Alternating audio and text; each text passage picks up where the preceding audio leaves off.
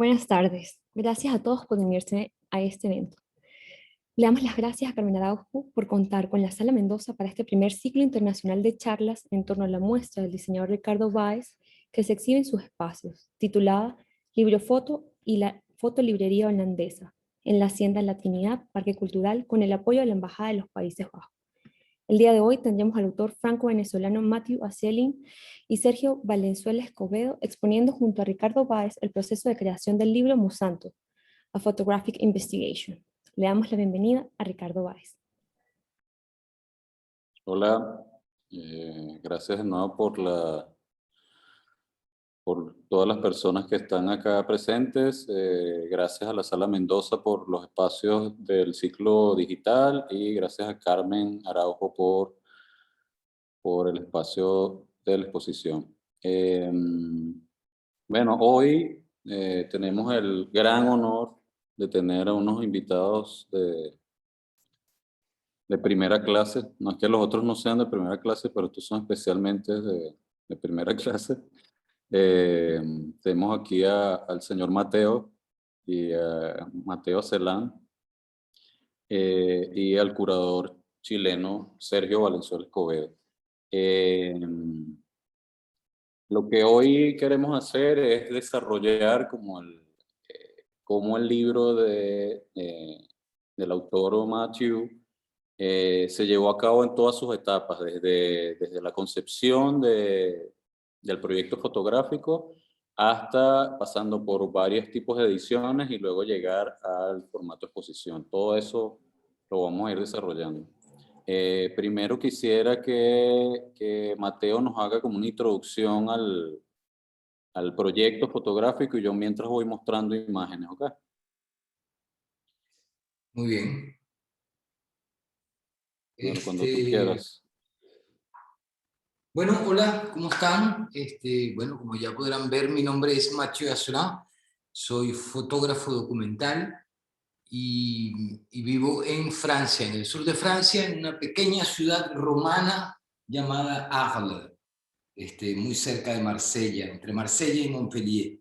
Estoy acá de hace 4 años que me mudé, estuve muchos años viviendo en Estados Unidos, pero bueno, ahora esta es mi nueva vida acá en Arles y es acá un poco en Francia donde el trabajo cobró vida. Lo produje durante 5 años en los Estados Unidos y luego el trabajo realmente cobró reconocimiento y tuvo una nueva vida, o realmente tuvo vida acá en Europa. Disculpa, si me están viendo las imágenes, ¿cierto? ¿Sí? Y podemos verlo, Ricardo. ¿Cómo empezamos? Yo creo que lo mejor es empezar desde el principio. El proyecto de Monsanto empieza en el 2011 y empieza con una idea de mi padre que me habla de Monsanto. Y me habla sobre todo del problema de los granjeros en los Estados Unidos y la persecución jurídica que lleva Monsanto sobre muchos granjeros en los Estados Unidos que son acusados equivocadamente de utilizar las semillas genéticamente modificadas sin firmar contrato ni comprarlas. Entonces, la idea parte de ahí. Fue una idea que me pareció interesante. Es una idea que ya había sido tratada, pero empiezo a investigar un poco más sobre Monsanto y me doy cuenta que realmente la historia de Monsanto, el problema de las demandas contra los granjeros en los Estados Unidos es simplemente la punta del iceberg y que debajo de esa punta se encuentra una problemática muchísimo mayor. Y mientras más empiezo a investigar sobre la historia, más me doy cuenta que es una historia muy interesante, sabiendo por supuesto que Monsanto es una multinacional que estaba en los Estados Unidos, hace algunos años fue comprada por los europeos, por Bayer Corporation, ahora por supuesto está acá en Europa, pero en esa época era una compañía norteamericana. Y me doy cuenta que la historia de Monsanto es muy complicada y es muchísimo más grande de lo que pensaba.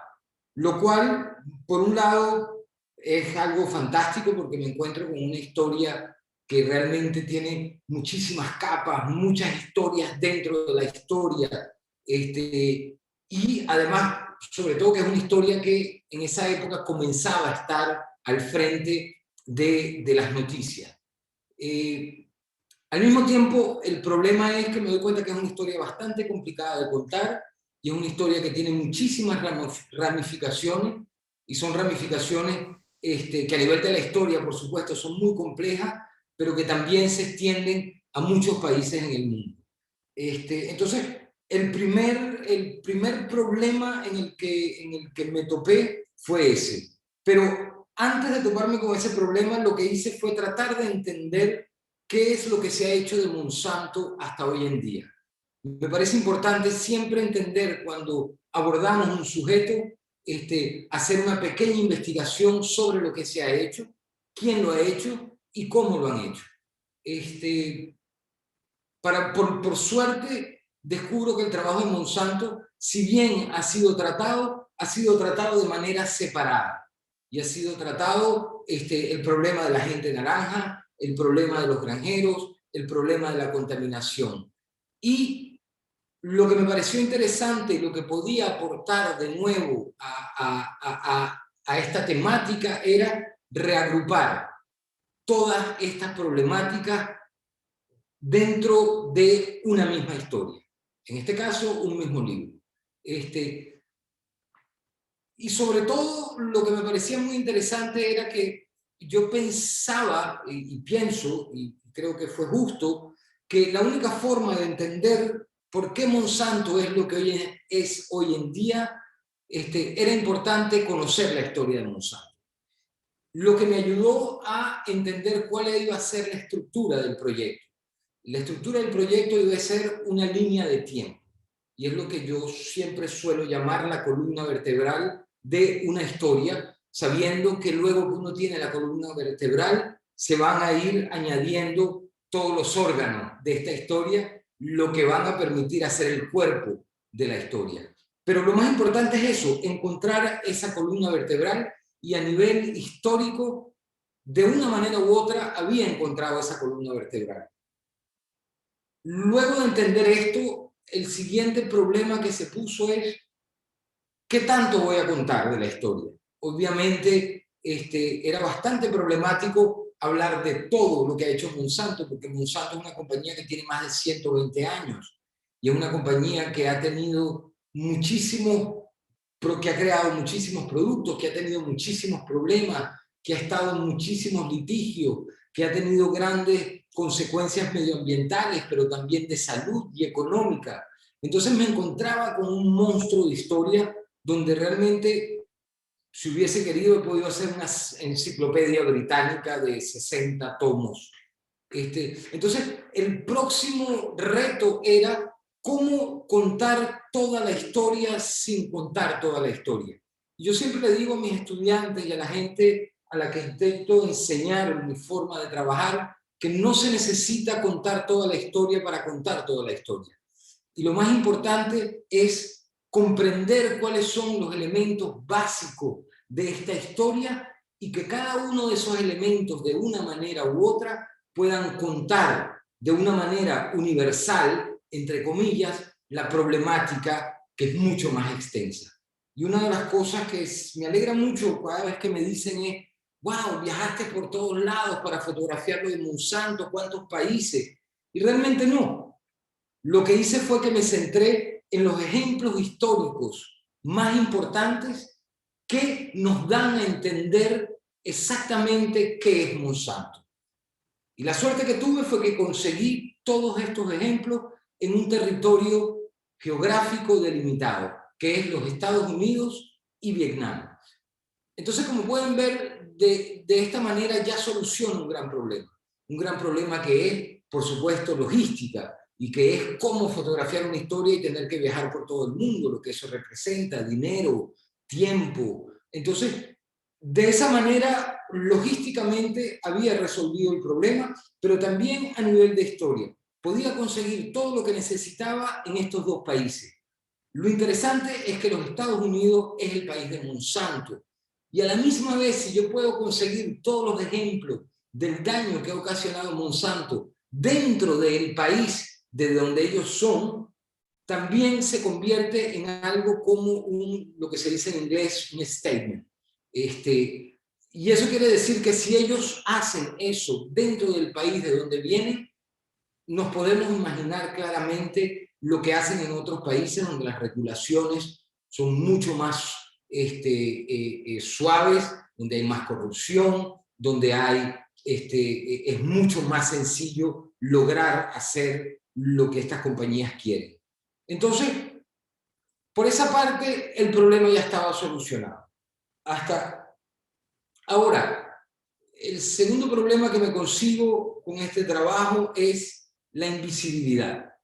Esto es un trabajo donde, aparte, por supuesto, de las víctimas de la gente naranja en Vietnam, donde obviamente hay una imagen muy cruda y donde se puede ver enseguida el desastre ocasionado por uno de los productos de Monsanto, que es el agente naranja, el resto de las fotografías, tanto la gente como los paisajes, eran paisajes donde no se veía mucho o no se veía casi nada.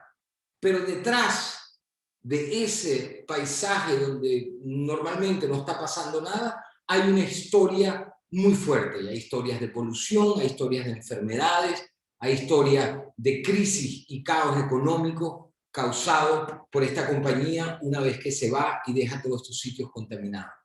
Entonces, una de las técnicas que utilicé para fotografiar es una técnica, técnicamente hablando, decido fotografiar todo este trabajo en película, negativo, color. Decido trabajar con un aparato, con dos aparatos de fotografía, con dos cámaras de fotografía que me obligan a trabajar en cierta lentitud. Es una cámara de medio formato y una cámara de gran formato. Esa es donde hay que ponerse una telita por debajo y poner la película y darle la vuelta. Y es todo un aparataje para trabajar. Pero decido trabajar de esta manera para ir un poco más lento y para realmente reflexionar mucho más en estos paisajes donde no pasa nada. Y yo creo que lo mejor para fotografiar un sitio donde no pasa nada es fotografiarlo con tiempo. Es decir, tomarse el tiempo de ver qué es lo que pasa en ese sitio, que a primera vista no pasa absolutamente nada. Entonces decido trabajar de esta manera, decido trabajar en un periodo de 5 años. Hay que entender que antes de lo que yo llamo el periodo de producción, que es el periodo de salir con el carro, hacer fotos, viajar, tener la cámara atrás, poner la cámara, todas estas cosas, hubo un tiempo de lo que llaman investigación. Y es un tiempo que fue más o menos de 2 años, donde me dediqué a entender la historia. Pero no solamente entender la historia, pero entender también la historia a través de sus archivos. Como pueden ver en mi trabajo, los archivos son muy importantes. Los archivos, de una manera u otra, complementan la subjetividad de mi trabajo fotográfico. Y los archivos añaden lo que podemos llamar una base de hechos. Siempre se puede ver mi fotografía y decir, bueno, él decidió fotografiar esto, ¿por qué? ¿Es verdad? ¿Es no verdad? Pero estos archivos siempre nos llevan a entender que esto que fotografié está basado sobre hechos. Y para mí, en fotografía documental, a mí me parece mucho más importante hablar de hechos que de realidad, de verdad.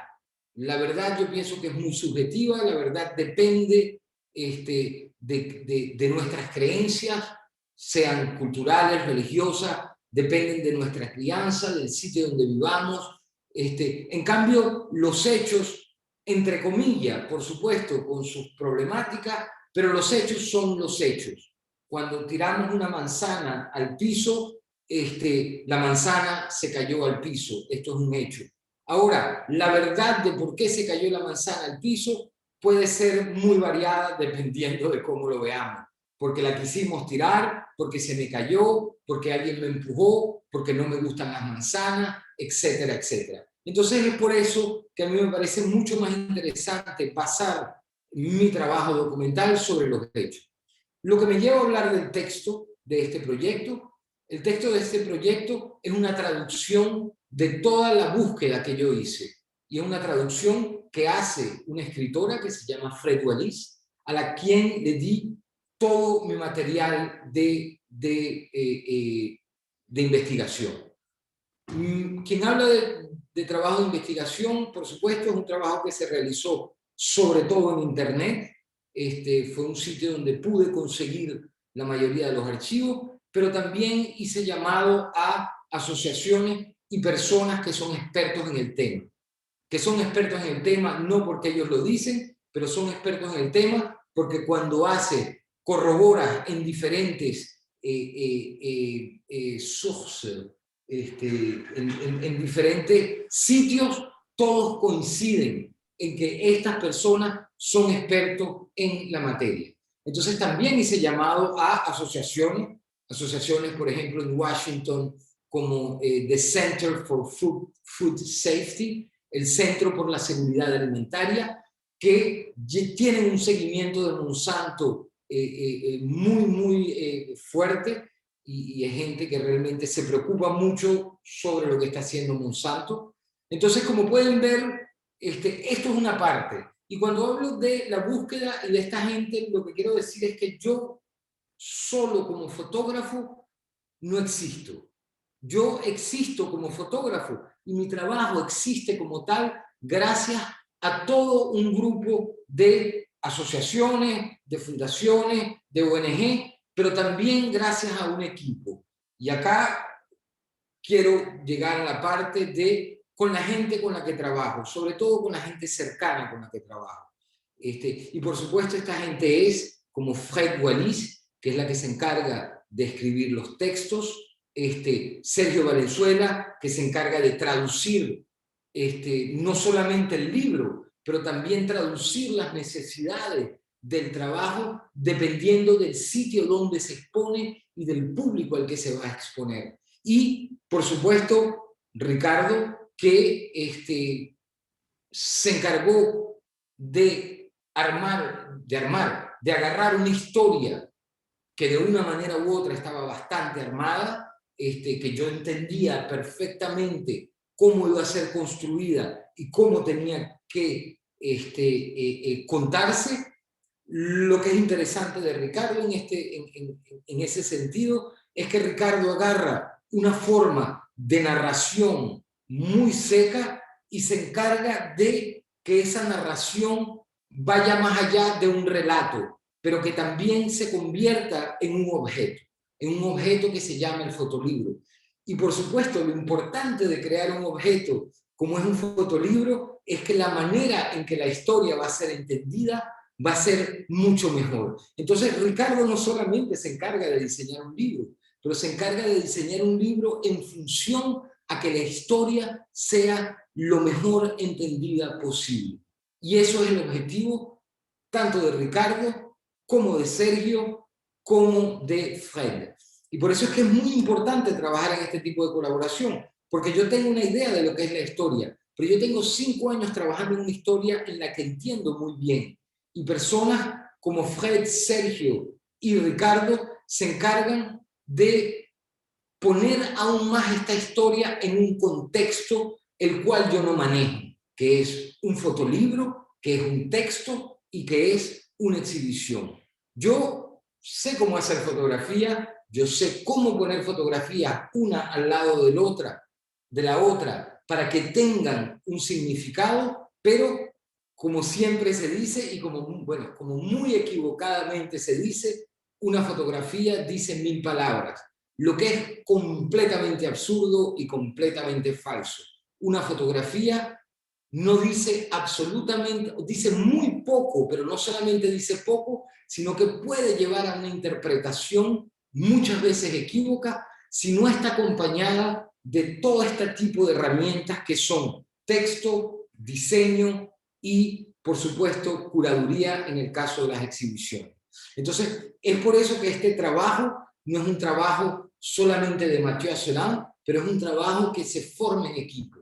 Y este trabajo no hubiese tenido, no hablemos solamente del éxito, pero la eficacia que tuvo si no hubiese sido por este equipo que está, no voy a decir alrededor mío, porque están realmente en el centro de este proceso. No sé si soy claro con lo que trato de decir. Estuvo muy claro, yo creo que estuvo demasiado claro. ¿Tiene alguna pregunta? Si quieres podemos ir, ¿tú quieres que hagamos preguntas ahorita sobre ese aspecto o quieres que dejemos las preguntas al O final? podemos tener una pequeña conversación también sobre tu experiencia de trabajar conmigo. Me interesaría, me parece interesante también que, que hables un poco de ese libro marrón, completamente seco, diseñado por mí, que te mandé, y ese proceso al que lo llevaste. Sí, sí. Ahí quiero, déjame compartir acá y te sigo ahí donde quedaste. A mí me parece interesante, incluso cada vez que hablamos hay cosas que uno se va como armando también, como otras conexiones que uno no ha hecho mientras íbamos trabajando también, ¿no? Ya déjame compartir acá. Ahí me ven. Sí, se ve perfecto, Ricardo. Ok. Es interesante ahí como tú planteas como toda la línea de tiempo, porque claro, uno cuando termina los trabajos puede tener como esa conciencia de decirlo, pero mientras uno lo está haciendo no, ¿no? Yo creo que una vez que tú me contactaste, la cabeza como que me dio muchas vueltas porque obviamente en ese momento, incluso ahorita hay mucha gente que se entera de lo que es Monsanto incluso a través de del propio evento, libro, exposición, ¿no? Incluso ahora uno googlea Monsanto y aparece la mitad el proyecto tuyo y la mitad lo otro que existía antes en Google. Es interesante porque ahí uno puede ver también el efecto que puede tener esto, ¿no? Entonces en ese momento yo conocía muy poco de lo que era realmente Monsanto y incluso yo no sé si cuántas conversaciones hemos tenido nosotros, hemos tenido como 5 conversaciones nada más para hacer el libro.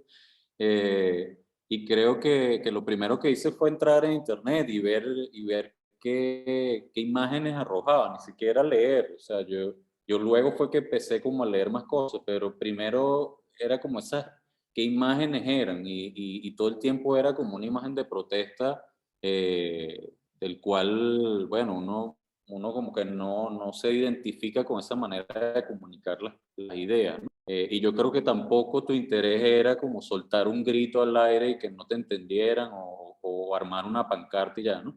Yo creo que aquí el sentido era como algo mucho más complejo, pero igual era interesante como ver todas estas imágenes, porque yo creo que Google ahora es un catalizador de ideas. O sea, si uno entra ahí y ve todo lo que está pensando el colectivo, lo ves a Google, ¿no? Que es necesitando la colectividad, ¿no? Entonces, obviamente está como toda esta avalancha de imágenes de protesta en Internet, toda esta cosa como del mal negocio que está llevando Monsanto, o lo que está perjudicando a gente tanto a lo económico, salud, mental, o sea, un montón de temas, ¿no? Y eso se estaba reflejando ahí en imágenes.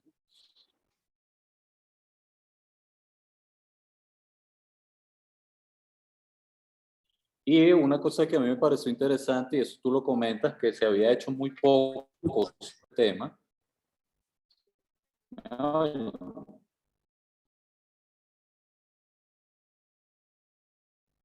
¿Sí me oyen? Sí, te vemos perfecto, Ricardo. Ok, ok. Y una cosa que era interesante que existía este documental antes del libro, pero a mí hoy no lo voy a mostrar, pero siempre me gusta mostrar pedazos del documental porque una cosa que tú nombraste que me parece muy interesante, que es que ahí estaba parte de la información que se había investigado, que había investigado esta investigadora Marie-Monique Robin, pero la forma que tenía el documental era muy, muy aburrido, no es nada eficaz comunicativamente hablando. O sea, si a ti te interesa el tema, te puedes meter esas 2 horas ahí viendo, pero la imagen, la forma, la narración que tenía el documento es sumamente ineficaz, ¿no? Y yo creo que eso también me dio pie como a pensar cómo teniendo un material así tan fuerte y tan interesante se le podía dar forma a este libro que tú planteabas, ¿no? Entonces, siempre me gusta hablar como de la estructura original y de secuencia que viene el proyecto con cada autor. Y en especial, aquí Mateo tenía como un orden muy claro. O sea, ya al capitularlo, ya eso quiere decir que hay un orden muy claro de las partes, ¿no? La primera parte que él planteaba era la Casa del Futuro del Río Rojo, como le llama, y es sobre la contaminación en Anniston, Alabama, Estados Unidos. Luego un capítulo sobre la gente naranja, los efectos tanto en Estados Unidos como en Vietnam, como él lo mostró antes. Luego otro que se llamaba el paraíso irregular o irregulado de Monsanto, la ciudad llamada Monsanto en Socket, Illinois. Luego un cuarto capítulo que trata sobre el contrato, entre este conflicto entre granjeros y Monsanto, específicamente en Estados Unidos, ¿no? Y luego él tenía estos 2 últimos capítulos, The Eye of the Beholder y The Gift Shop, ambos mostrando como material promocional de Monsanto gran parte de la investigación como de campo, pero desde internet que hizo Mateo, es conseguir todo este material desde publicidades de revistas y toda esa memorabilia que produjo Monsanto, ¿no? Entonces, al tener esas pocas conversaciones que tuvimos, yo lo que pensaba es que había que sintetizar mucho más esas partes, tratar de sintetizarlas lo más posible y darle también una jerarquía mayor, que para mí era el capítulo central y era el capítulo de la gente naranja, y es el que, si lo sacamos cuantitativamente en el libro, es el que tiene como mayor cantidad de páginas. Incluso está dividido en 2 partes, ¿no? Y luego estos 2 últimos capítulos que él planteaba como capítulos, lo que pensamos ya como solución final es que estas partes no necesariamente se tenían que reflejar en forma como capítulos, sino partes del libro que de algún modo te mostraran un lado de Monsanto a través de ese material, pero ya modificándolo o de alguna manera como cambiándoles el contexto a cada una de estas partes y para ayudar a entender mucho mejor el tema, ¿no? Entonces, así como cualquier proyecto que me llega, yo empiezo a clasificar de algún modo el material también para ver de qué forma o con qué efectividad uno puede llegar a esto. A mí me asustaba mucho este proyecto en el sentido en cómo el diseño puede manejar estos contenidos sin que el diseño tuya, como idea original, o que de algún modo las trastoque de tal manera que no se entienda. Ese yo creo que es todo el tiempo como mi dilema desde el diseño, porque uno tiene que estar todo el tiempo como midiendo hacia qué lado se va, o sea, balanceándose si es que el diseño realmente está siendo eficaz o está siendo un accidente o está siendo torpe, o sobre todo en este tipo de libros donde la información tiene que ser muy, muy clave, ¿no? Entonces, bueno, aquí está todo el tipo de fotografía que estaba manejando Mateo, o sea, desde retratos hasta paisajes y still life, ¿no? O naturalezas muertas, ¿no? Objetos. Luego llega como todo este material de textos y a mí eso siempre sobre todo por el interés que tenemos en desarrollar como la forma tipográfica de los contenidos, uno siempre ve que llegan los contenidos con una forma, o sea, todo en Word, con un tipo de letra, compuestos de una manera o todos como con distintas naturalezas, porque obviamente quien escribe no está pensando en la forma de la tipografía o de los textos, sino en los contenidos en sí mismos, ¿no? Pero esto también a uno le hace pensar que así como uno va viendo las imágenes y le atraen las imágenes, uno comienza como a llenarse de todo ese contenido. Y aquí es donde comienzo a entender realmente como la escala del proyecto, cuando empiezo a leer toda la información. Yo creo que que Mateo me lo explicó muchas veces o tuvimos como varias conversaciones con respecto a ese tema y me mandó mucha información, pero yo nunca caí en cuenta como de la escala que podía tener esto, ¿no? Sino hasta que veo el contenido ya real que empieza a mandarme él y a pensar qué se va a incluir y qué no, ¿no? También aparte de la fotografía y los textos, así como él lo comenta antes, hay mucho material de archivo y yo creo que también lo interesante acá es que ya Mateo había hecho una curaduría de eso, o sea, había ya como una gran selección, porque yo creo que lo que sucede también con estos proyectos de tan gran escala es que tanto el autor Ajá. Tanto el autor como los que forman parte del equipo del proyecto nos podemos inundar o ahogar dentro de tanto material. No, pero yo creo que aquí se fue eligiendo el material por lo que iba diciendo cada uno de ellos. Eso también es interesante, no por el simple hecho de incluir un archivo o incluir una postal, porque ahora es súper cool incluir material de archivo para hacer libros, ¿no? Sino que yo creo que cada parte de ese archivo iba diciendo algo de la historia, algo importante de la historia, ¿no? Así también como archivos de microfilm, ¿no?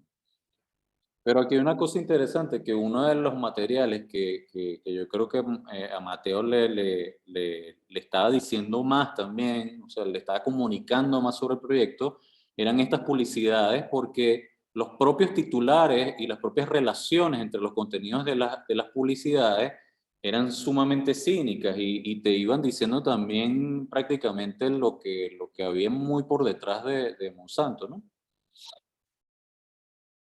Y también aquí no oyen el audio, ¿cierto? De la publicidad. No, no lo estamos oyendo, Ok, Ricardo. no importa. Ok, y aquí también había material de video, cosa que, bueno, es interesante porque en el libro uno dice, bueno, ¿cómo uno refleja eso, no? La primera idea fue, bueno, sí, se coloca un código QR para que lo puedas visitar y ya hoy en día incluso nosotros nos desligamos como de ese uso del QR, pero también estaba este material, uno sobre la Casa del Futuro, que era una idea o un proyecto arquitectónico casi más allá de la arquitectura, todo hecho, prácticamente todo hecho de la casa con plástico, con diferentes tipos de plástico. Y luego el otro era cómo Monsanto quería insertarse en el mercado hindú, ¿no? Incluso cambiando de nombre y todo, y esta era una publicidad de cómo se introducía, incluso llegando como unos robots al lugar y plantando la semilla, ¿no?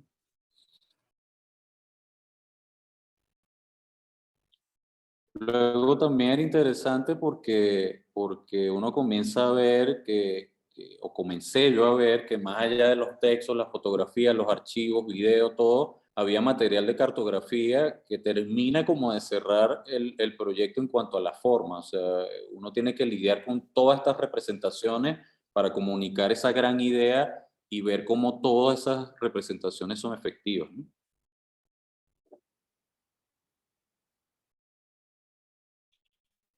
Entonces,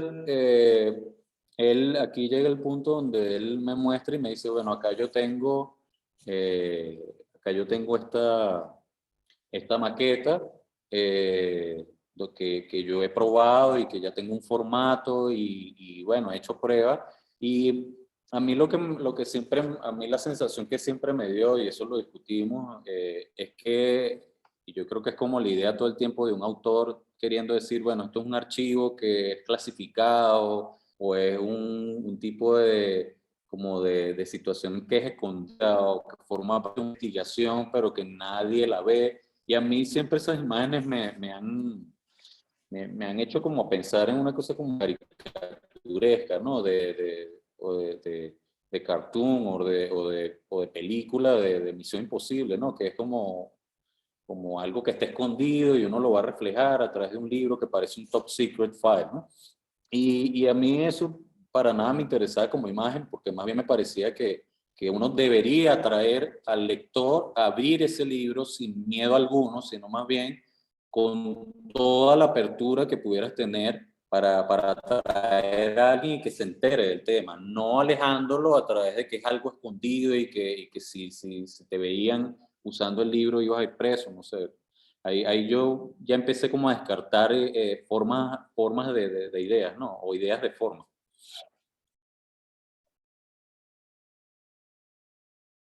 Asimismo, también él había hecho pruebas con páginas o utilizando ya imágenes de archivo, mezclándolas con su fotografía. Esto es interesante también porque no todos los autores llegan a ese punto y ese punto es bueno llegar porque darse cuenta de las posibilidades que tiene el autor de generar el diseño del libro o generar el libro en sí mismo es interesante porque ahí o te das cuenta que sí lo puedes hacer tú mismo o te das cuenta que simplemente que necesitas un equipo para realizarlo, ¿no?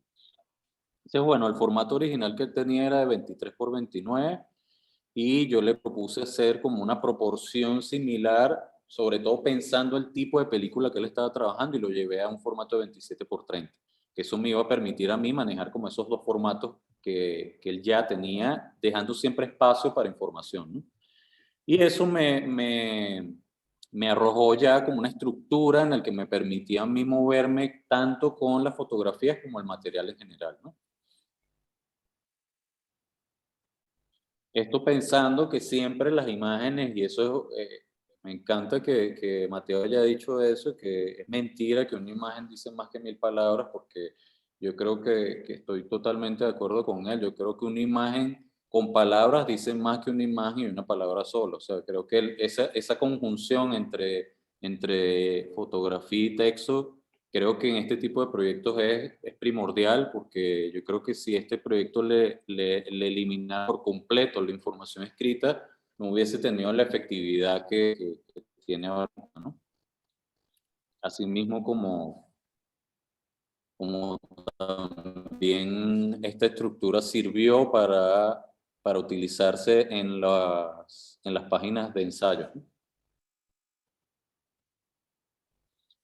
Y así como a mí me impresionó la calidad fotográfica que manejaba también Mateo, yo creo que eso necesitaba estar a la par como de todas las calidades de los elementos gráficos que estaban al lado de estas imágenes y por eso es que yo pensé en utilizar dos tipografías con las que yo sentía que tuviese como una seguridad como diseñador y que diera esa seguridad también a la hora de comunicar los proyectos. O sea, creo que en muchos proyectos yo busco nuevas fuentes o nuevas tipografías que me permitan comunicar una idea como muy a la par del proyecto, pero yo creo que en este caso yo estaba trabajando por muchos años estas dos fuentes, la Minion y la Universe, y eso me permitía tener también una seguridad en cómo expresar tipográficamente las ideas de este libro específicamente.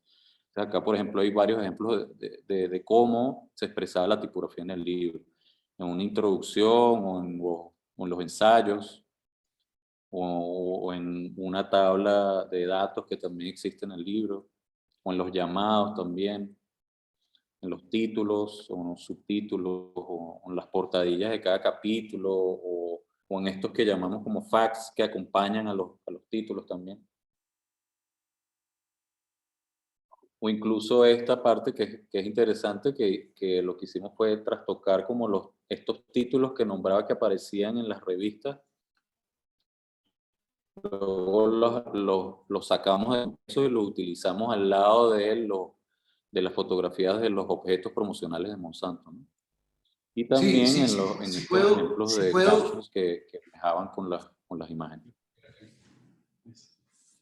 sí puedo añadir algo, ya que estás Y así hablando de también la... como este trabajo con la cartografía, que a mí me parece muy, muy importante, nunca dejar de lado que cualquier elemento gráfico que forme parte de un libro, de un proyecto de diseño, tiene que dejarse de lado.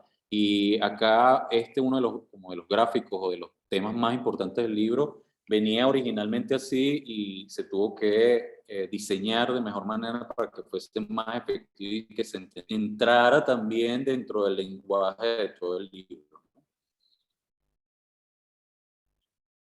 Luego acá hay una cosa que eso sí fue como, nos llevó como un poco más de tiempo de definir como esa cara del libro. O sea, yo hice como varias propuestas o varias ideas de lo que pudiera ser la portada, pero luego de ir conociendo mucho más el tema, me llamó mucho la atención que uno de los productos, uno de los pesticidas que utiliza Monsanto, llamado Roundup, utilizaba esta dupla de colores y es la que nos hizo pensar que estos colores iban a ser como muy de mucha identidad para el libro y para el proyecto, ¿no? El naranja y el verde, que ya incluso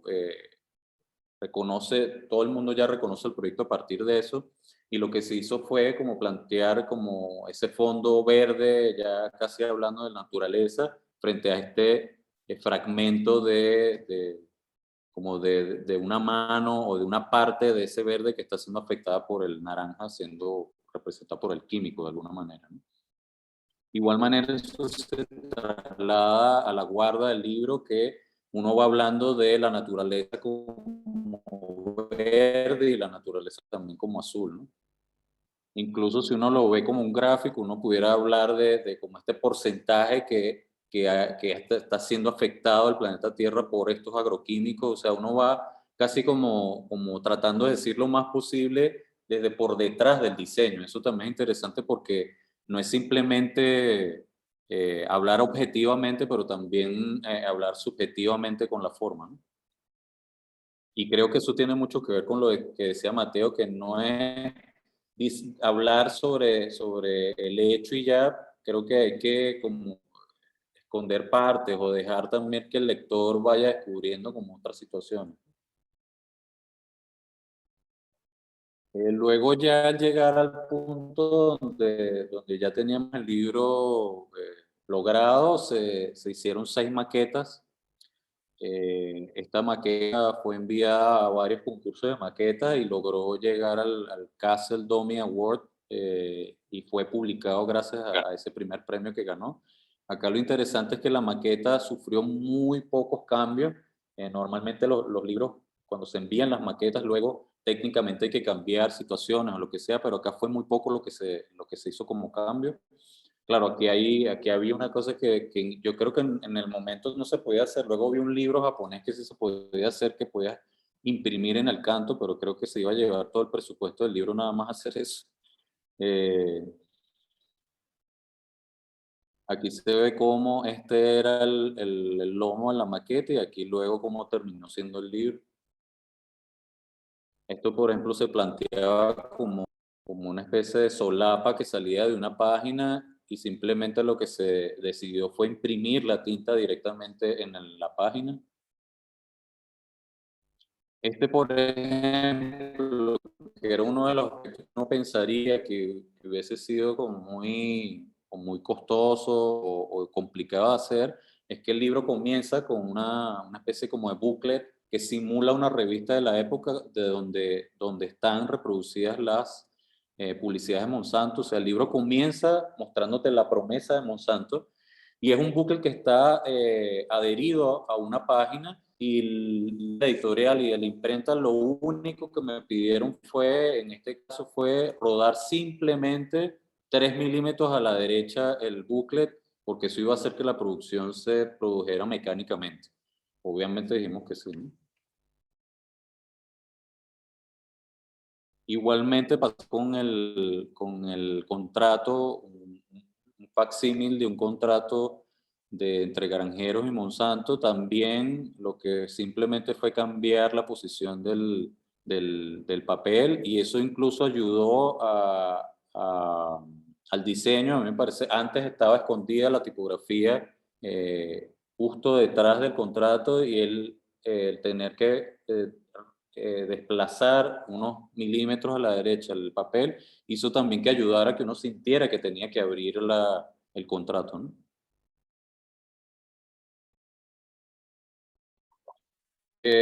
Una vez hecho la maqueta, este libro pasó por muchos eventos de maquetas y finalmente quedó, como ya dije, en el Castle Award. Y luego, después de publicado, gana el Paris Photo como como primer libro, ¿no? Como Fields for Book Award. Y también gana en otros concursos. Y aquí también interesante hablar de, todos estos concursos hablan del libro como fotolibro, o sea, estos eventos de algún modo como que muestran o dan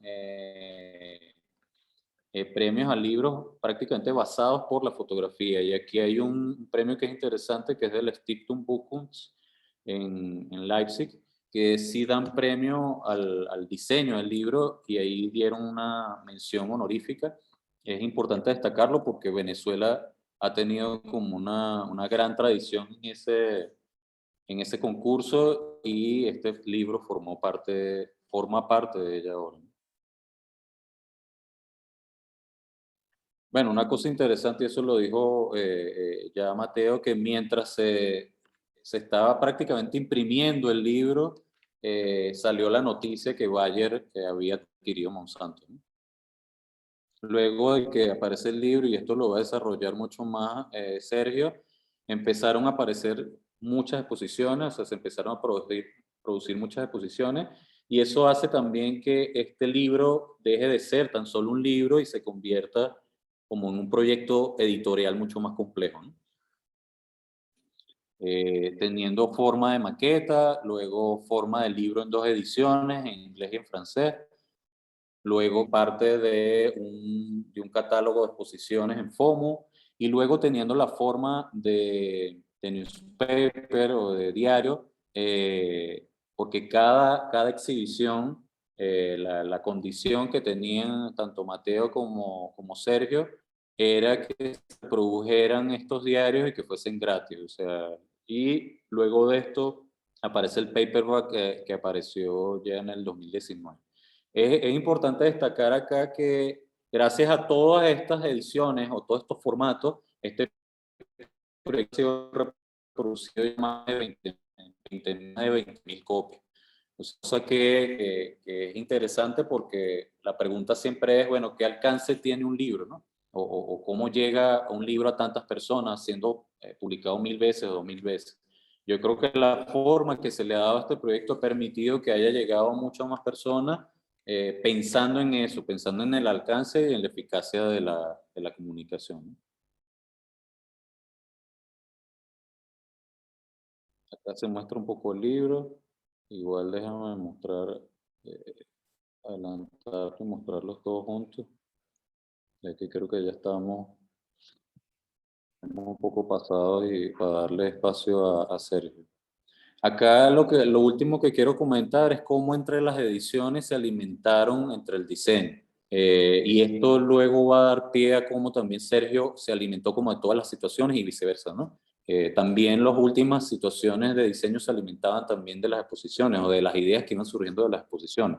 Entonces aquí, por ejemplo, está la portada de la primera edición, pero como es la edición del paperback, como luego las portadillas cambian según el diseño de cada edición, luego como por ejemplo los ensayos se diseñaron en cada una de las 2 versiones, cómo se le dio espacio a la cartografía y no simplemente achicarle ya, sino darle como el verdadero espacio que tenía que tener.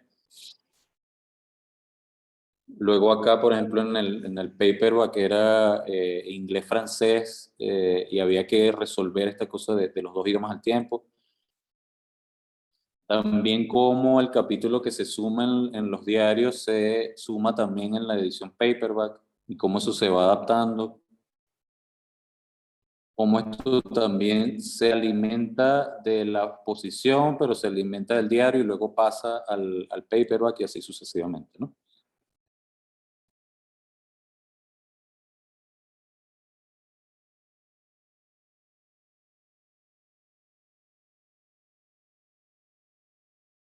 Entonces, hasta aquí llegamos de alguna manera como a los 4 formatos que se han manejado de forma impresa, ¿no?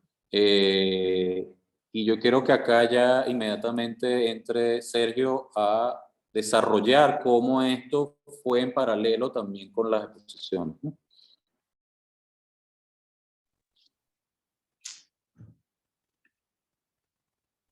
Gracias, Ricardo, por cada vez que veo tu presentación hay cosas nuevas que voy aprendiendo. No te oigo, Sergio. Viste que no nos oye. ¿Ahora? ¿Me oyes? Te podemos oír, Sergio. ¿Tú puedes ¿Sí? oírlo? Parece que el Ricardo no puede oírme. Sí, ya, listo, es que le había bajado volumen. Ya, listo. Te decía que cada vez que veo tu presentación aprendo más sobre el proyecto. Siempre hay cosas que son nuevas. Bueno, yo No, les voy a contar un poco lo que de alguna forma le llamamos a esto una traducción de un libro hacia una exposición. Vamos a ir cronológicamente viendo cómo esto ha pasado, cómo ha ido cambiando. Ya vimos un poco cómo cambió el libro y poco a poco vamos a ir viendo cómo esto fue producto de que la exposición iba cambiando, y voy a tratar de ir contándoles las razones de por qué la exposición, dependiendo de los lugares, iba cambiando también. Yo me integro al proyecto cuando ya veo, ¿cierto?, la maqueta que presentó Ricardo. Conocí a Mateo aquí en Francia cuando él ya se había mudado desde Estados Unidos, y la verdad que ya el libro estaba bastante cerrado, o sea, era un objeto como tal, como bien lo definió Ricardo. Entonces mi gran tarea, que no era de mi responsabilidad en un principio, pero resultó serlo, ya les voy a contar por qué, era cómo se exponía este libro tan complejo, con tantas capas, ¿cierto? Como hemos visto, tenía por un lado material de archivo, habían fotografías del autor, habían recortes de prensa, habían videos y así sucesivamente. Entonces, luego de la primera reunión con Mateo, que de hecho nos juntamos gracias a un amigo también venezolano, que es el responsable del trabajo de colorimetría que tiene el libro. Básicamente, todas las fotografías, una vez escaneadas, necesitan un trabajo de color, de homogeneización de colores, y eso lo hizo nuestro amigo Nicolás Coppola, quien nos invitó un día a tomar una cerveza, y ahí fue como nos conocimos. El libro llegó a tener una exposición gracias a una mención honorífica que le dio el Festival de Arles a Mathieu. Eso significa que el libro, una vez premiado en Kassel, no podía ser premiado una vez en Arles, para darle bien seguramente más posibilidades a otra gente, y el Festival de Arles le dio una exposición al libro de Mathieu. El Festival de Arles es un evento que pasa en nuestra ciudad, bastante grande. Nació simplemente como un encuentro de fotógrafos, pero poco a poco, digamos, ya lleva 30 años como mínimo, se ha ido constituyendo como un lugar esencial en Europa, al menos en lo que a nosotros nos corresponde, para poder presentar trabajo. En el fondo, es un lugar también que, voy a contextualizarlo, en el fondo viene gente a ver qué es lo que pueden exponer en otros lugares, ya sean en museos en distintas partes de Europa o del mundo. Entonces, cuando Mateo viene un poco alterado, digamos, me dice que recibe esta propuesta, digamos, de exposición. Como pueden ver, el lugar que teníamos, o que tenían, porque yo en ese momento aún no existía en este proyecto, era un lugar que se llama el Atelier Mécanique, que hace parte de los antiguos lugares que el festival tenía antes de que la Fundación Luma comprara estos lugares, y le habían propuesto una idea de tener unos muros de colores y etcétera, lo que potencialmente podría funcionar para un proyecto, pero yo la verdad que viendo el libro y viendo la seriedad, viendo el trabajo de investigación que Mateo ya había llevado, me parecía que al menos había una cosa un poco medio graciosa, un poco de circo, yo diría. Lo que me chocó, y creo que fue lo que chocó también un poco a Mathieu desde el principio de la propuesta que hicieron en el festival. Y aquí entonces viene el momento en que yo me integro al proyecto. Este es los planos. Entonces aquí, si ven mi flecha, teníamos este primer lugar en el cual en este festival tenemos la suerte de poder definir los muros. Básicamente estos pequeños, no son muros, sino que son, no sé cómo se le llaman, una especie de bloques que se van moviendo unos al otro, que se reocupan en cada festival.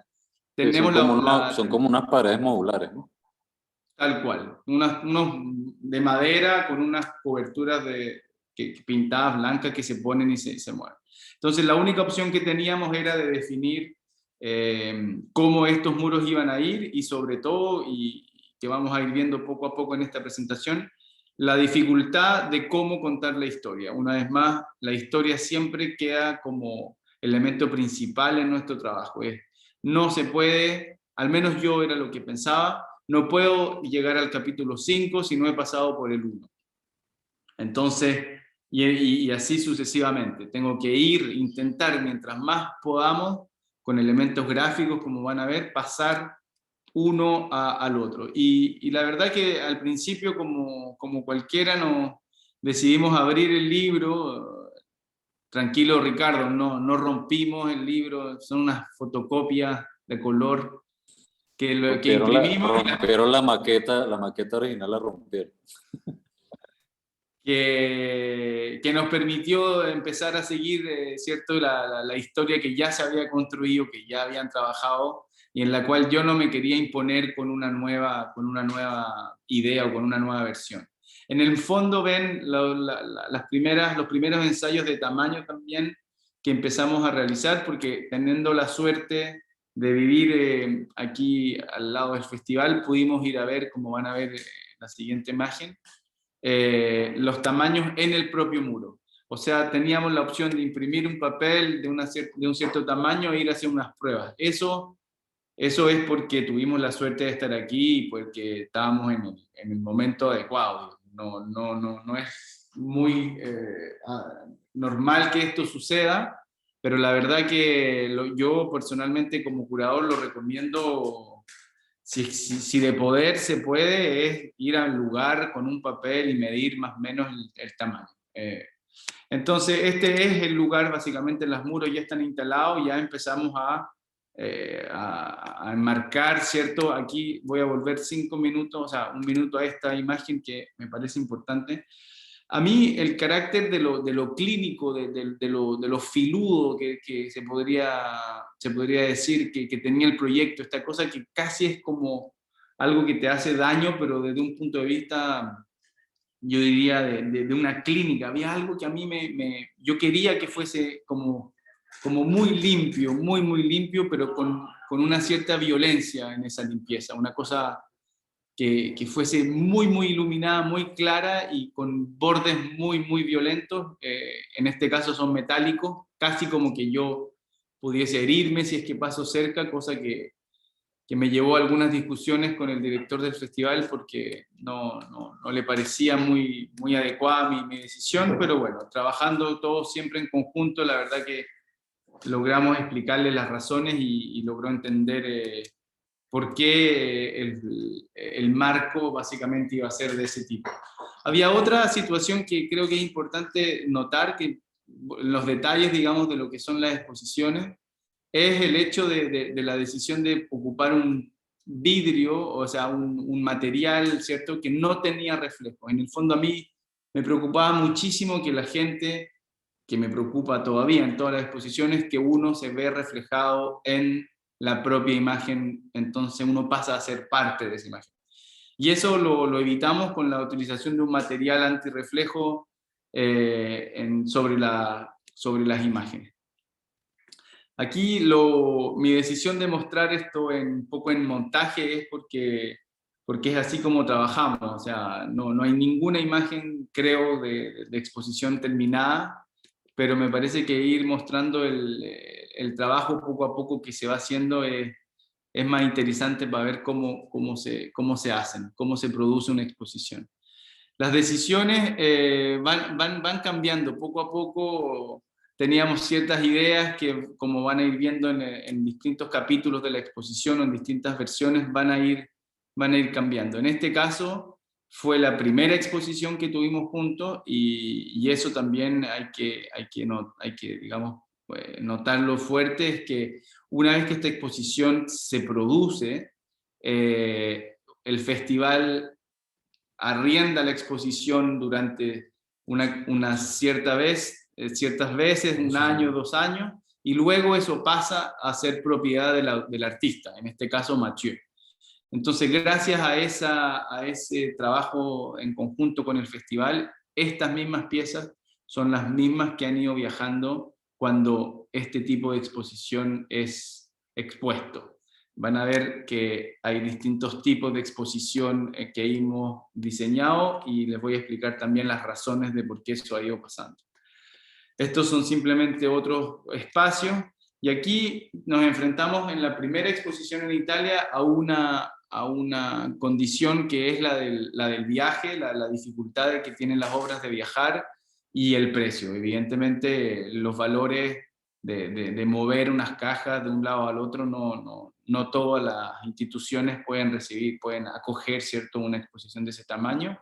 Y les propusimos, como ven atrás, seguramente, aquí se ve mejor, les propusimos entonces por primera vez, y fue bastante rápido, cambiar el formato de la exposición, porque en el fondo lo importante siempre en este proyecto es el mensaje. Como estamos trabajando con una situación social que es, yo diría aún, de urgencia, no podíamos decir las fotos son de este tamaño y son unas obras y tratarlas como obras, sino que fundamentalmente decir, nosotros nos acomodamos al presupuesto que tengan. Y aquí fue la primera idea de abrir el libro, ¿cierto? Y presentar el libro junto a algunos objetos que hicimos viajar hasta Italia en este caso.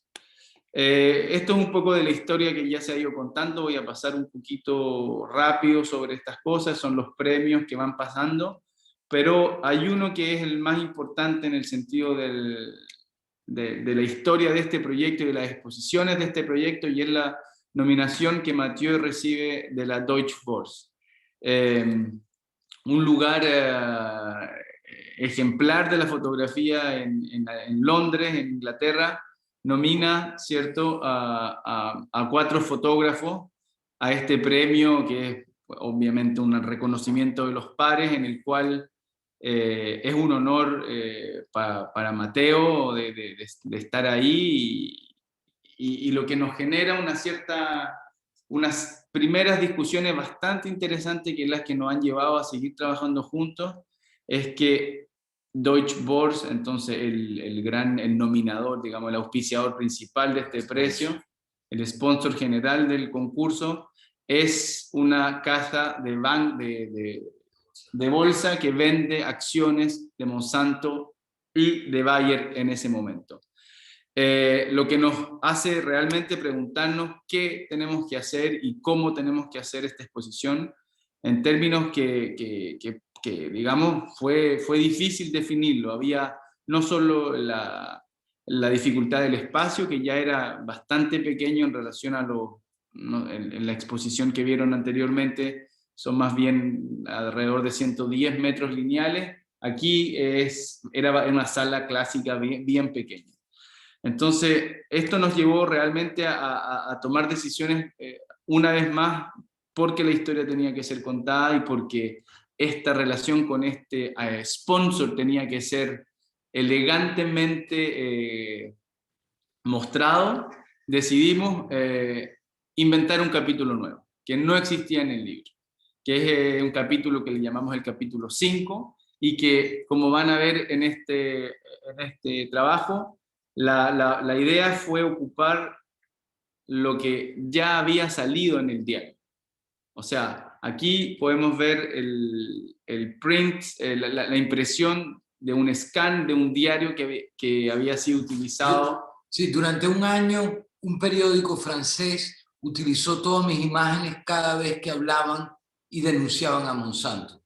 Entonces, por eso fue la idea de... Claro, en este caso el diario Liberación, si no me equivoco, y la decisión fue de tomar el scan del diario y no la foto original, ya que las fotos estaban siendo, como bien dice Mateo, útiles, entre comillas, útiles, digamos, saliendo del espacio de la galería de arte y del libro de arte, que es con lo que siempre desde un principio hemos tratado de pelearnos, ¿cierto? De pelear en el buen sentido de la palabra. Hay cosas potentes en el mundo del arte y hay otras que no lo son. Entonces, en esta decisión, en este espacio, entonces mostramos un capítulo nuevo que tiene que ver con algunas imágenes que estaban ya en el libro, pero involucrándose con otras cosas y muy, muy principalmente en esta exposición es esta instalación, se podría decir, son dos tabletas digitales en las cuales se puede ver la venta de Monsanto y de Bayer directamente desde la aplicación de la Deutsche Börse, lo que generó evidentemente una crítica directa, pero muy a nuestro gusto, muy elegante se podría decir, para poder hablar de lo que estaba pasando con el auspiciador del concurso que estaba nominando al proyecto. No nos podíamos quedar en silencio, teníamos que reaccionar y esta fue, ya lo evaluarán ustedes si fue correcto o no, pero esta fue nuestra forma de reaccionar.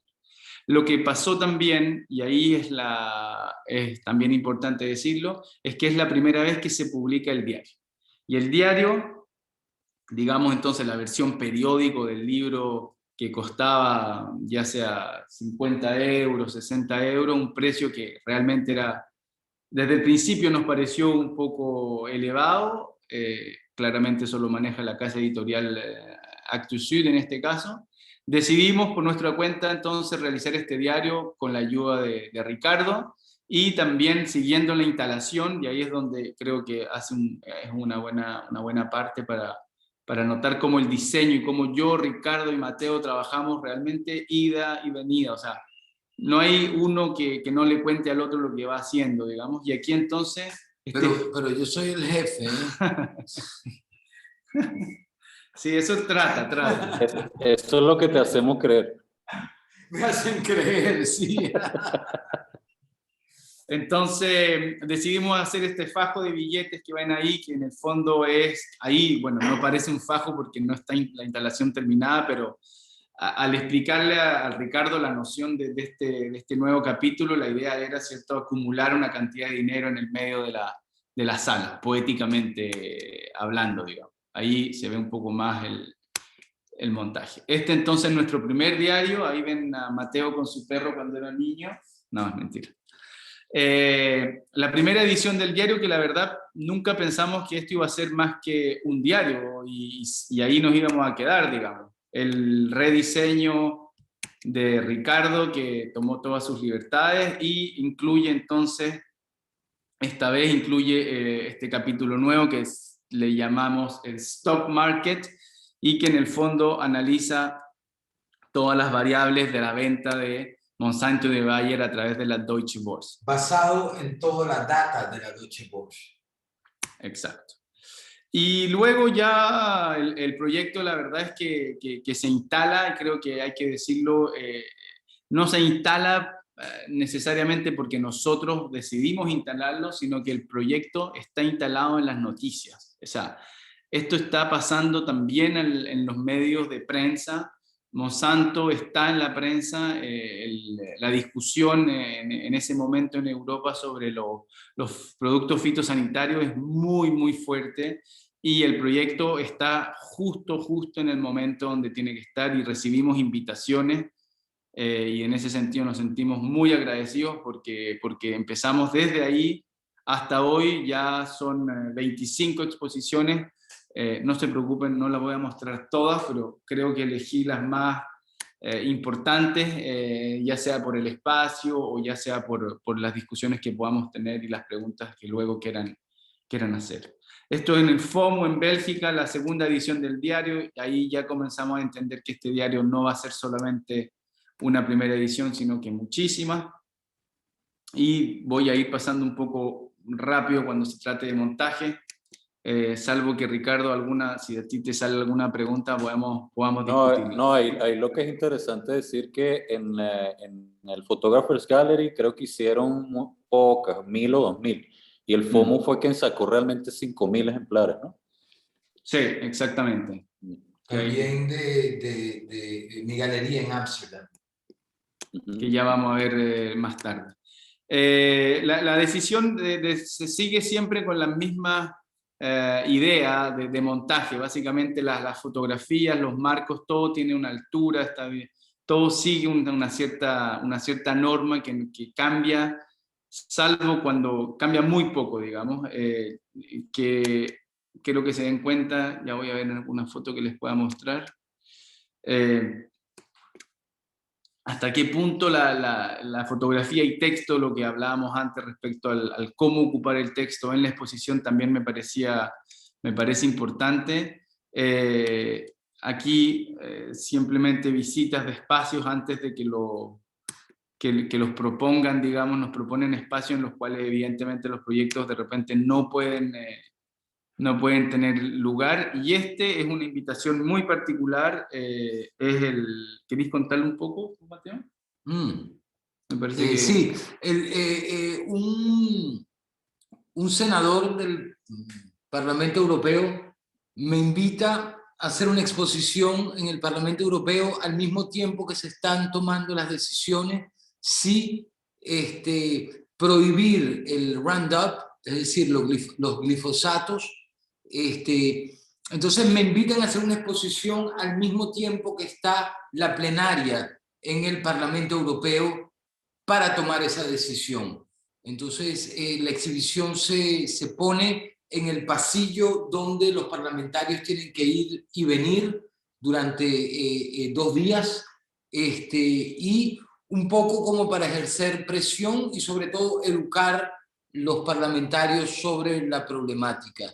Y es una exhibición que es bastante sencilla, la forma en que fue montada, curada, pero es una exhibición muy efemera también, dura 2 días solamente, pero es una exhibición que es muy importante en el sentido de que la fotografía, las exhibiciones, el trabajo fotográfico, cuando se queda en lo que se llaman el White Cube, que pueden ser estos grandes museos, pero pueden ser galerías, tiene una cierta repercusión social y política. Pero ya cuando un trabajo se integra directamente al diálogo político e intenta de una manera u otra ejercer una presión directa políticamente, el trabajo cobra otra vida y otro sentido. Por eso es que esta exhibición, si bien es muy pequeña, es muy efemera y es una exhibición importante en como se dice en inglés, en el statement. Sí, de alguna forma, volviendo en lo que yo decía, es no decir que no, sino que saber cómo decir que sí, y con qué elementos, con qué formatos podemos atacar esos espacios, sobre todo que era realmente un lugar no digno, digamos, de una exposición para un artista, digamos, de fotografía, pero logramos efectivamente traer el libro y tenerlo ahí esos 2 días, que era lo que más se necesitaba en ese momento en esta plenaria.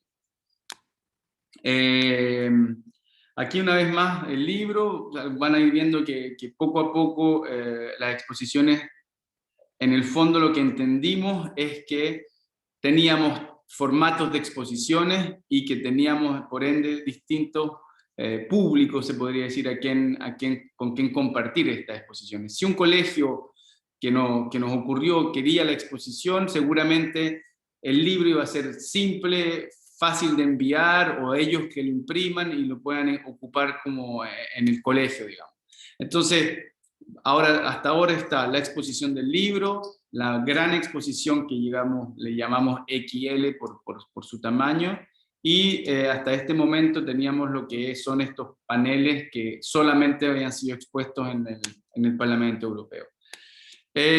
Aquí te voy a corregir un poco, pero, o sea, no tanto, Ricardo, pero lo que pasa es que Ricardo dice que se sabe que Monsanto va a comprar, Bayer va a comprar Monsanto en el momento que el libro se está imprimiendo, pero la decisión realmente no se toma hasta un cierto tiempo después. En el fondo, cuando se está escribiendo el libro, se escucha que está la negociación comenzando.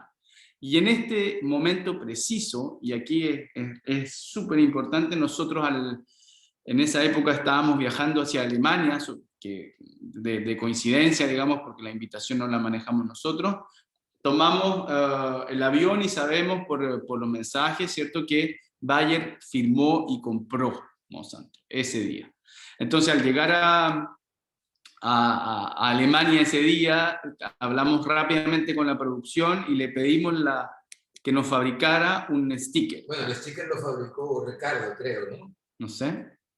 No me acuerdo si se lo mandaron. No, a mí nunca me dijeron de eso cuando lo vi pareció Richard. Ah, bueno. No, era algo simple. Había que hacer un sticker, actuar No, rápido. no. Eso quedó así, quedó buenísimo por el propio hecho de lo que pasó. O sea, la propia acción fue la que determinó el diseño, lo cual es genial, pues. Claro.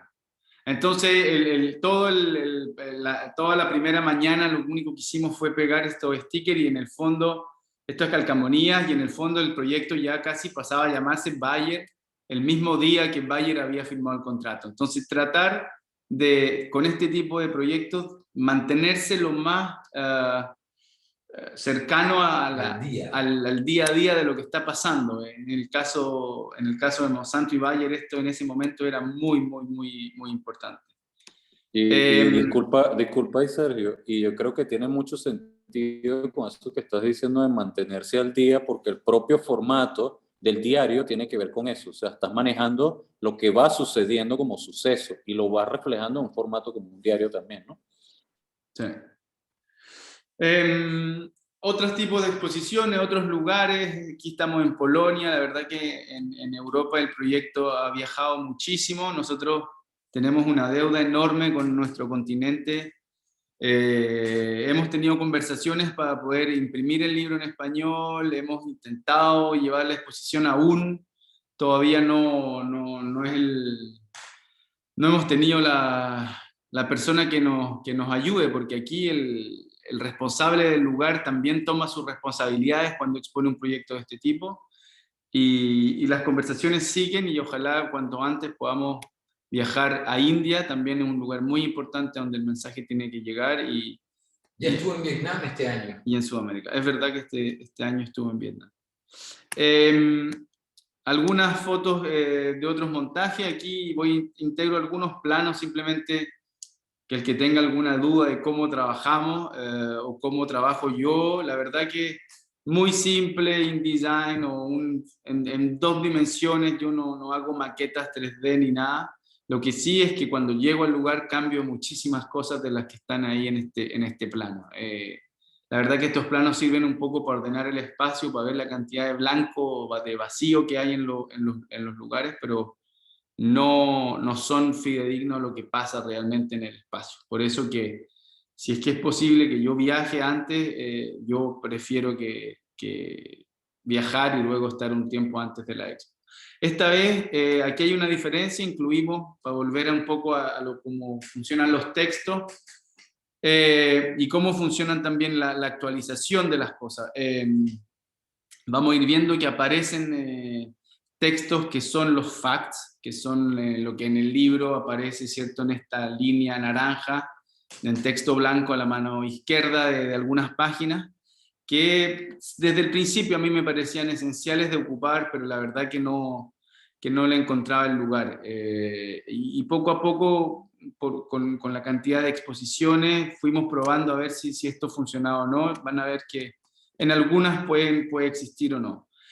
Siempre ocupando las líneas naranjas como un elemento principal del diseño. Yo en ningún caso pretendí, como lo dije en un principio, cambiar algo de lo que yo ya tenía. Los elementos eran suficientes como para poder llevarlos al espacio. Había que ordenarlos de otra forma y poder presentarlos. Y sobre todo, una vez más, estar atento a los espacios donde íbamos trabajando. Esto, Tobe Gallery, una pequeña expo donde aquí van a ver otro de los elementos, como les decía antes, que se van actualizando. Pasa entonces que Dwayne Johnson, ¿cierto?, tiene su juicio frente a Monsanto, un momento bastante importante, en el cual también decidimos reaccionar cuanto antes y como visualmente como podamos, digamos. En este caso conseguimos el video del juicio, que lo pueden ver, a mí se me corta por el... Así se puede ver. Se puede ver en la pantalla, ¿cierto? Aquí el juicio que está grabado y que presentamos en este capítulo 5, en el que nos hemos autorizado como capítulo 5 a dejarlo abierto. El 2, el 1, 2, 3, 4 no hay mucha intervención, es el 5 el que decidimos abrirlo y dejarlo, ¿cierto?, atento a la situación. Aquí, como decía Mateo, es la segunda vez que logramos imprimir una cantidad importante de diarios. Una vez más, mientras más se impriman, el mensaje llega más lejos, que es lo que es más importante en este caso de proyecto. Aquí llegamos a un momento que también es particular de contarlo, es la aparición de una galería privada como primera exposición del proyecto en una galería privada.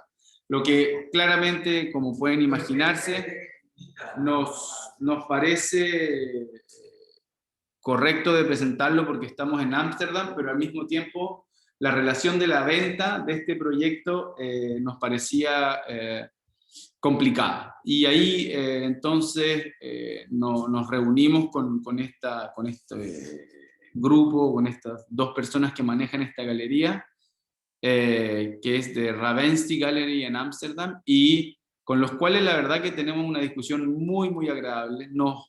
Todo lo que le pedimos, digamos, como condición de poder exponer en ese lugar, la aceptan, y sobre todo, la más importante a mi gusto en ese momento, es que nada se vende del proyecto. Y si es que se vende, la discusión de cómo se vende es la que tenemos que empezar a tener en conjunto. Desde ese momento, entonces, nace la posibilidad de que el proyecto exista, se venda, pero con unas condiciones que son las que nosotros, con Mateo, digamos, y con el apoyo de la gente de la galería, logramos definir. La idea de vender el proyecto, la verdad que fue una idea, porque el proyecto no se ha vendido hasta ahora. Como se pueden imaginar, mucha gente quiere solamente la foto del maíz para decorar una especie de cocina. Y ahí es donde se ve la dificultad de la exposición, ¿no? Una foto sola en un lugar no cuenta el proyecto, y es la misma razón por la que no se vende que la que nosotros vamos a compartir con una institución cuando ellos quieren una foto en un muro porque quieren ya sea una exposición colectiva o ya sea una sola imagen, lo que ha pasado poco, pero la verdad es que yo me he opuesto al máximo posible en que eso pueda suceder. Una de las cosas interesantes de decir es que esta galería, cuando yo soy invitado a formar parte de esta galería, que es una galería bastante conocida en el mundo de la fotografía, que está en Ámsterdam, cuando soy invitado a esto, llegamos a la conclusión de que queremos que la galería deje de ser un espacio comercial y se convierta en un espacio educativo. Entonces, que todo el dinero y la fuerza que van a meter en esta exposición la conviertan en algo que funcione para la educación. Entonces, por ejemplo, pedimos que contraten a un programador educativo que se encargue de llamar a escuelas, universidades, y donde haya un diálogo más que una venta.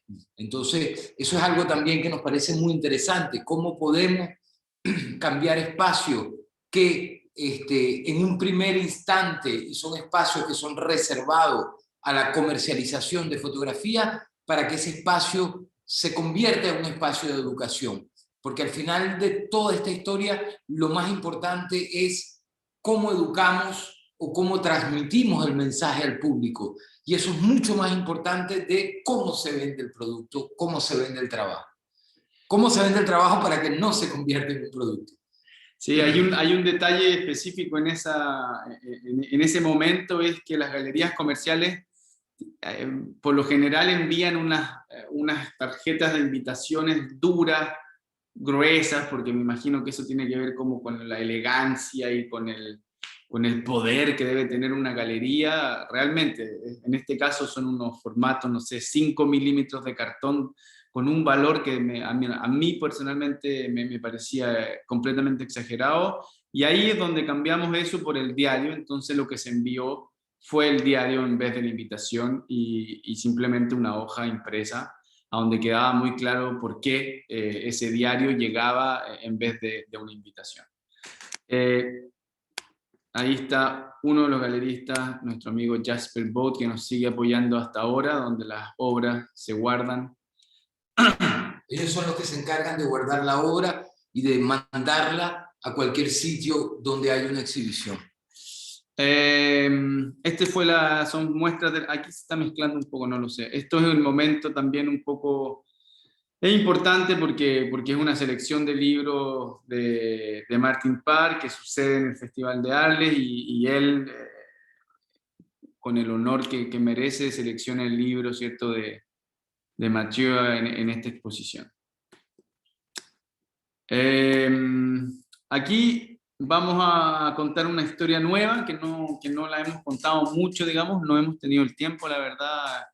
No estamos en talks todo el tiempo, pero nos gusta contar esta historia porque es una especial. Es especial porque es un proyecto que pasa en Suiza, una invitación clásica como la recibimos normalmente, y a donde vemos la posibilidad de un trabajo mayor. Cuando decíamos mayor, es que si bien ya habíamos reaccionado a ciertos momentos que tenían que ver con la venta y la comercialización de Monsanto, de Bayer, ya habíamos reaccionado a ciertos juicios que habían sucedido en Estados Unidos, como lo que vimos, ¿cierto?, en la pantalla, en el caso de esa primera acusación. Aquí llegamos a Suiza, y como pueden ver, el diario cambia completamente su forma, y esto es porque en la idea, ya sea mala o buena, y Mateo no siempre está muy contento de lo que decidí, pero así es la vida. Tenemos una amistad que nos permite trabajar, ¿cierto?, en decisiones que no siempre estamos todos juntos, opinando, digamos, sí, pero haciéndolas distinto.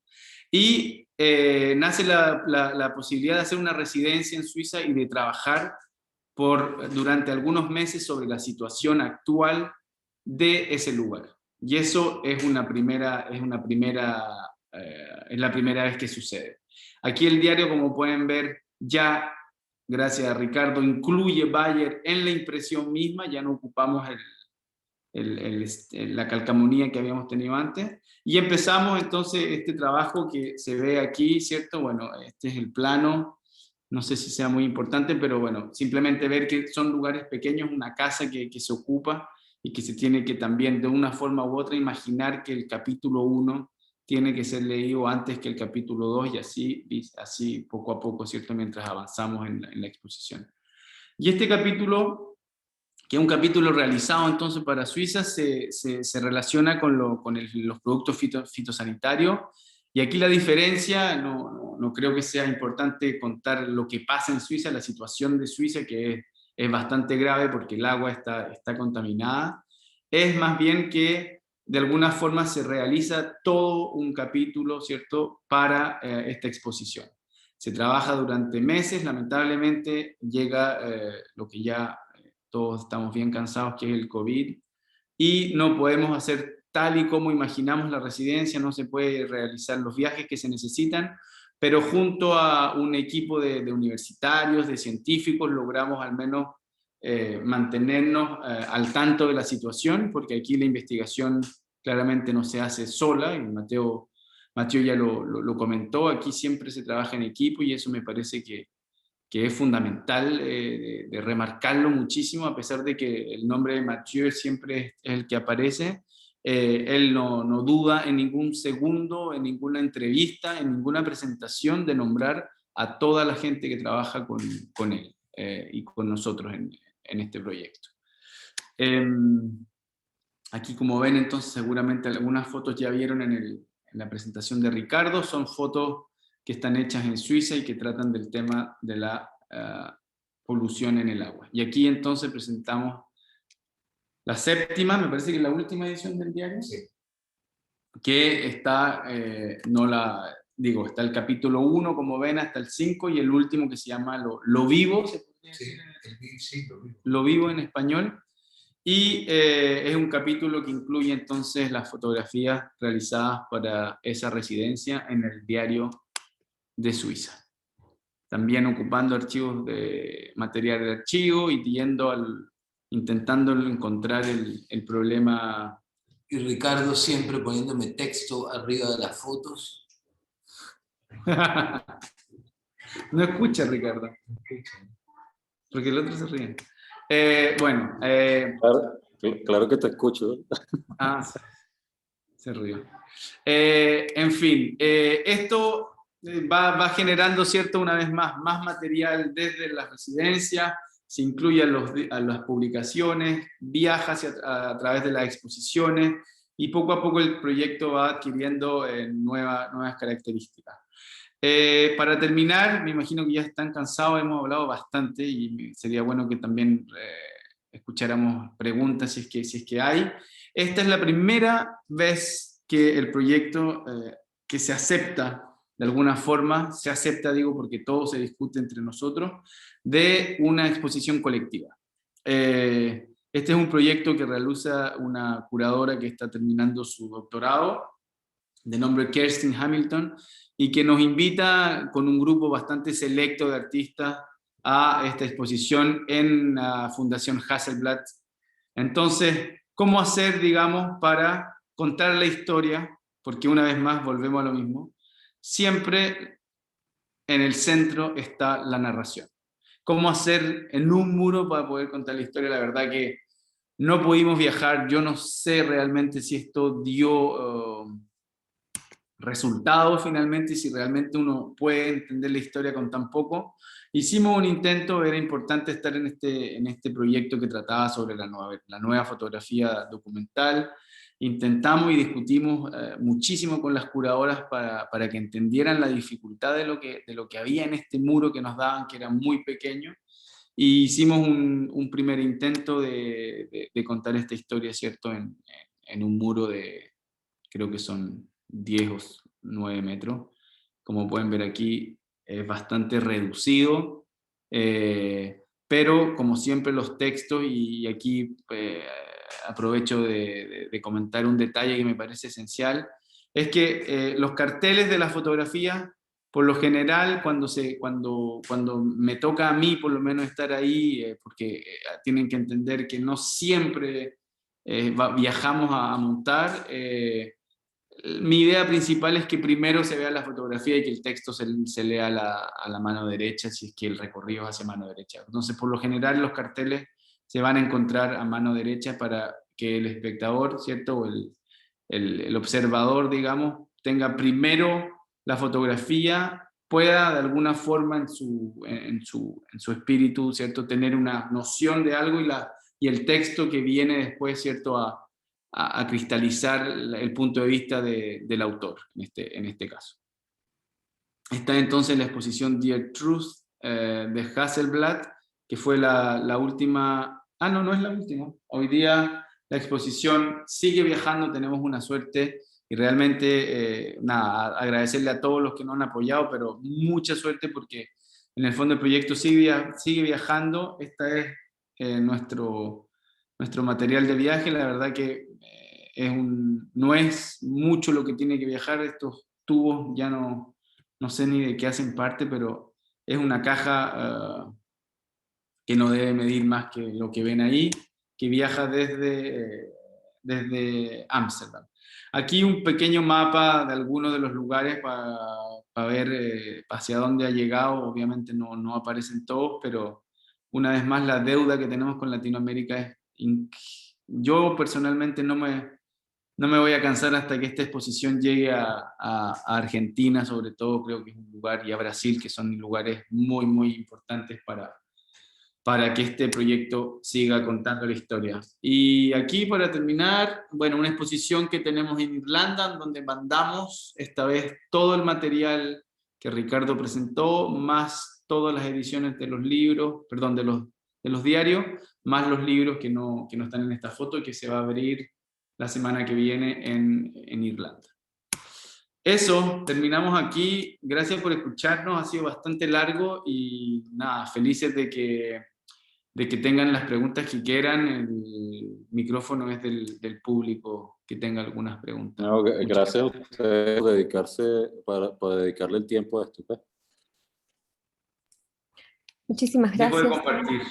Matthew, por esta magnífica presentación y hacernos saber no solo las implicaciones del proyecto, sino también hasta dónde ha llegado.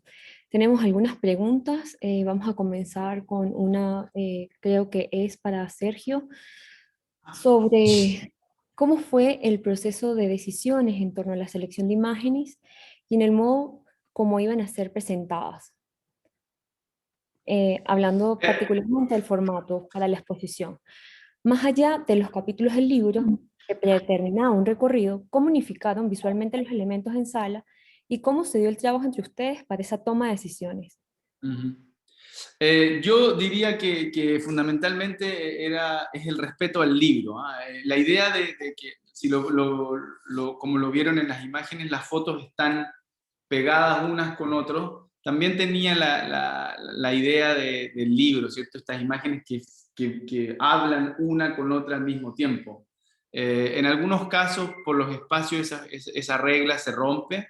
No son reglas institucionales, como que tuviésemos ¿cierto? Una norma, a pesar de que hay muchas reglas durante el montaje. La selección de imágenes fue un trabajo, como lo vieron, en el suelo, realmente a decidir qué fotos eran las más potentes que podíamos imprimir, y siempre dependiendo de un presupuesto. O sea, yo feliz de haber quizás expuesto todo, pero la verdad que el presupuesto no siempre es lo que ya teníamos un presupuesto precioso para hacer esta expo que gracias al festival todavía tenemos con nosotros, pero la verdad que es una mezcla entre potencia, discurso, medidas, ¿cierto? Los muros, y la suerte que tuvimos, como yo mostré, de estar en el espacio que era en el que creamos esta exposición y poder medir. Bueno, siempre hemos tenido mucha suerte. Sergio ha podido, por lo menos con las exhibiciones grandes, viajar antes y estar seguro de que la exhibición está mostrada correctamente y está puesta, instalada correctamente. Sí, no sé si respondo o si hay... Sí, totalmente. Gracias, Sergio. Hay otra pregunta, voy a seleccionar solo dos preguntas más. Hay una por privado que nos comenta dónde podemos conseguir el libro, para cuándo su versión en español y más o menos los precios de estos libros. Gracias. La primera versión está agotada en francés y en español. En inglés. En inglés. En francés y en inglés. Perdón, en francés y en inglés. La primera edición está agotada, la segunda edición está a la venta.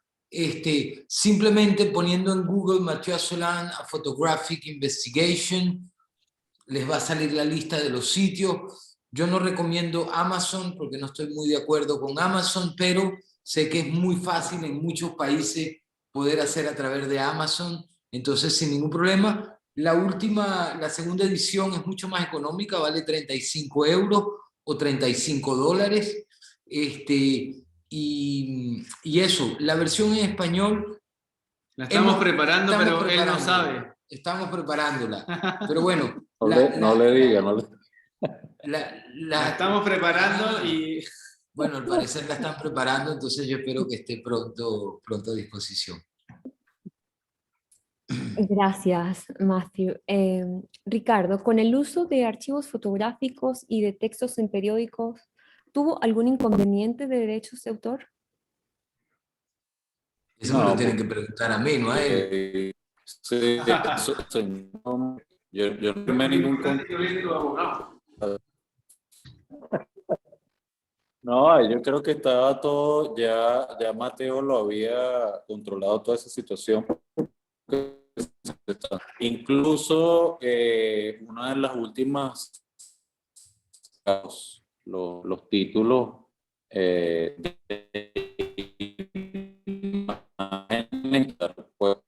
¿cierto?